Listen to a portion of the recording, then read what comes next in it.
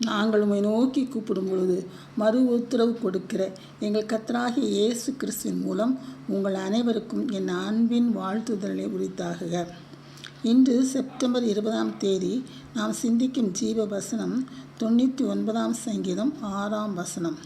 99:6. பார்வோன் காலத்தில் எகிப்தில் இஸ்ரவேல் மக்கள் அடிமைகளாக இருந்து பல கடினமான வேலைகளை செய்து நெருக்கப்பட்டு ஒடுக்கப்பட்டார்கள். கர்த்தரை நோக்கி அபயமிட்டார்கள்.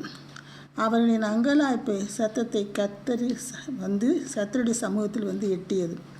கர்த்தர் மனதிறங்கி அவர்களை விடுவித்து பாலும் தேனும் ஓடுகிற நலமும் விசாலமுமான தேசத்தில் கொண்டு போய் சேர்க்க தீர்மானித்தார்.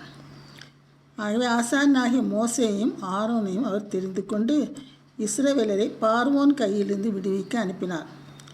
இதே போலதான் பாவத்தில் மக்கள் பாவம் செய்து பாவத்திற்கு அடிமைகளாக இருந்து உழன்று கொண்டு இருக்கும் பொழுதும் மனுக்குலத்தை மீட்க பிதாவானவர் தமது சொந்த குமாரனாக இயேசு கிறிஸ்துவை அனுப்பினார்.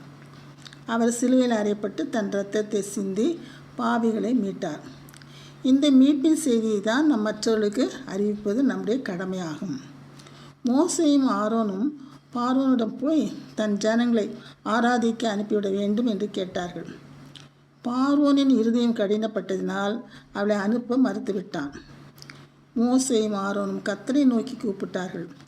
அவர் அவர்களுக்கு மறு உத்தரவு கொடுத்து 10 வாதைகளை ஒன்றன் பின் ஒன்றாக அனுப்பினார்.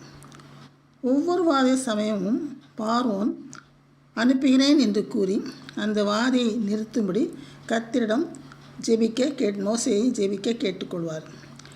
ஆனால் அந்த வாதை நின்றவுடன் அனுப்ப மறுத்து விடுவான். 10 வாதைகள் ஒன்றன் பின் ஒன்றாக நடந்தது. கடைசியில் போக போக அவள் என்ன செய்தார்கள் என்றால், அதை தொடர்ந்து ஒவ்வொன்று முடிந்தவுடனே இவர்கள் ஜெபிக்க அது நின்றுவிடும்.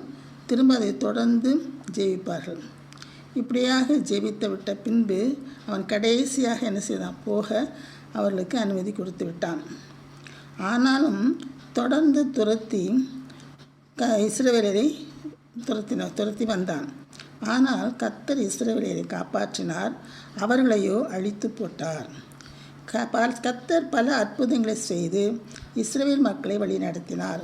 செங்கடலை பிளந்து வானத்திலிருந்து மன்னாவும் இறைச்சியும் தினம் அனுப்பி கற்பாறை நின்று தண்ணீர் வர செய்து 10 கட்டளைகளை கொடுத்து பகலில் மேக ஸ்தம்பத்தினாலும் இரவில் அக்கினி ஸ்தம்பத்தினாலும் அவர்களை வழிநடத்தி ஆசாரிப்பு கூடாரத்தை நிறுவி போன்ற அதிசயங்களை செய்து இஸ்ரவேல் மக்களை வழி நடத்தினார்.